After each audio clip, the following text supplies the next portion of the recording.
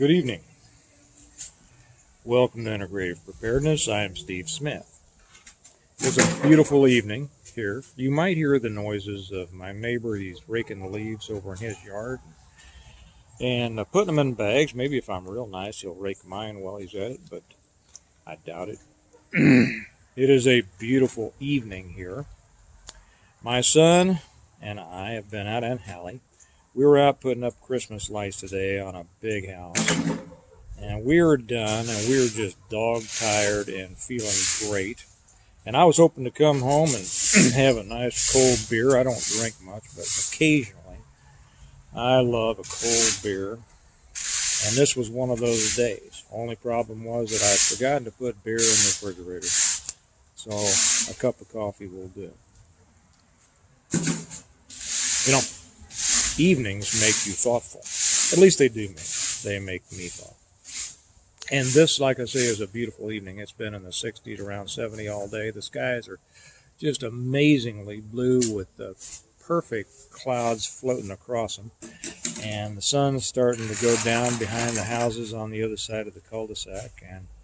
And it's got that special light that really makes you feel good and relaxes you when the day's done and you don't have much else to do except relax and wait around for dinner and the evening with the family. And so that, of course, made me think about what's going on. Do you remember Ronald Reagan's slogan, "Morning in America"? And when he was elected, we really felt that it was.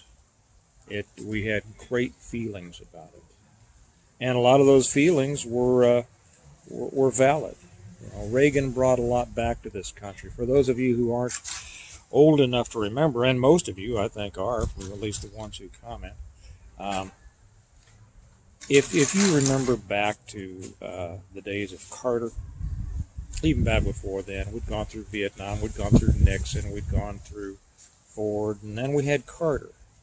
And Carter demoralized this country to an extent that if you didn't live through it, you wouldn't believe it.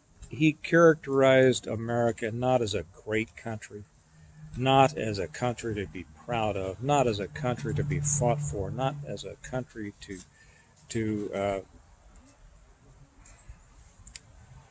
dedicated to fulfilling, or at least attempting to fulfill those particular dreams of its citizens that come from the desire to be free and prosperous to the extent that anybody is willing to work and positive, a positive influence. You know, it was he who said, and I put this up on Patreon the other day, that too often people think they look to the government for the solution to problems, when the truth is that government is the problem. Now, Reagan wasn't perfect and he didn't get everything done that he wanted to, or that maybe we wanted him to, and probably no president can, but he did a lot, and he returned. You know, I tell you, when Carter was in, you would go to an event, a ball game or whatever, and they'd play the national anthem. You wouldn't hear a single person singing. And when Reagan got back in, boy, you heard the whole place singing. There was that difference. There was that change in the mood, in the personality of this entire country. Now, things have degraded a lot since then, and we can thank subsequent presidents and politicians of all stripes for that, and we can also count the expanding laziness of an expanding lazy segment of our society. I'm really not going to get into that too much right here. But just the way Carter brought us Reagan, and Clinton brought us George W., who in my mind was a huge disappointment. He had a couple of good things, I know. But he was a huge disappointment. He was a globalist. He was not the kind that most of us would want. And then we went through Obama, and that brought us President Trump. And I know a lot of people aren't 100% on him, but he did a lot good that people don't realize. And he brought America back to be respected around the world and feared, and that's important. Just like Reagan did. And now we wonder what we're going through now. Okay. And actually, I'm not going to get too political on this.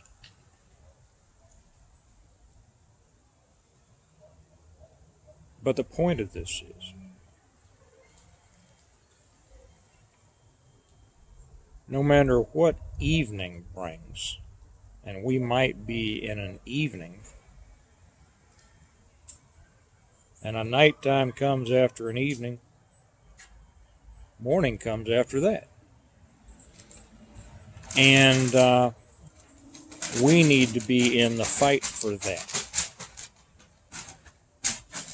I've heard a lot of people say it's time to, and I'm not even gonna really go there on this. It's time to rise up. I caution against that. Not because I think that what's going on now is right, not because I think that nothing should be done. Something should be done and something will be done, but it has to be done the right way. And to go off half-cocked and ready to go to war when it's not time yet, put yourself in jeopardy, it puts your family in jeopardy, and it puts the movement that you want to support in jeopardy. I'm going to be talking about this more over on Patreon, where I'll talk about levels of resistance. But the first step in responding to anything like this is to be smart. Okay? Work smart, not hard, right? Be smart.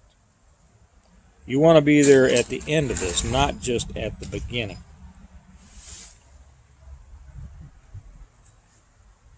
The main reason that I wanted to make this one was to tell you that, and to invite you over to the other channel, American Reversion. I'll put the link down here, because some people said they had a hard time finding it, and I didn't put it on the last one.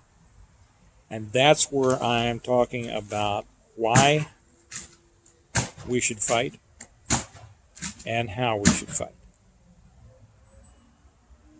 And the one that I just put up today, why we should fight. It was in response to questions that people have asked me. As I've said on this channel, I believe that our country is beyond curing its ills. I believe that it's headed for collapse or fragmentation or balkanization or whatever. What time frame that's going to be, I don't know if it's going to be a year, 4 years, 50 years, whatever it is. I think it's inevitable. But since I do think that it's headed for a collapse, at least a decline to the point where we won't recognize what it is anymore, and those of us who remember a semi-free America will be extremely unhappy with. Even though I do believe that, there is something good coming out the other end. And that's what we fight for. And that's what I'm going to be talking about over on American Reversion. So really this one is just kind of saying a few things to you all here on Integrated Preparers. I invite you over there. Come over there if you want to talk about the real political stuff and get some ideas. Hear my ideas on what I think we should do. Give some of your own ideas. I want that to be a real real conversation over there, because boy, a lot of you are awfully smart, and everybody needs to hear your opinions. And we're not going to allow any silliness over there. I've washed out a couple of trolls on this channel here, and I won't be allowing anything over there. So bring your positive American self on over there, and let's have a talk about what's coming and what we're going to do about it. And remember that evening, bad for some, great for others. It kind of all depends on your viewpoint and what you're going to set out to do, right? Okay. All right. I'll probably get back in the next couple of days and put one on here. I'll put another one up on American Reversion in the morning. My goal is to put up one a day over there. We'll see how that goes. But that's more politically oriented and so driven by daily events than integrated preparedness here.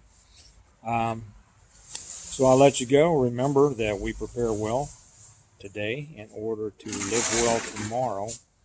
And that preparation begins with our thoughts and our determinations. So join me over there if you'd like. And I look forward to seeing you. And y'all have a good night. Bye-bye.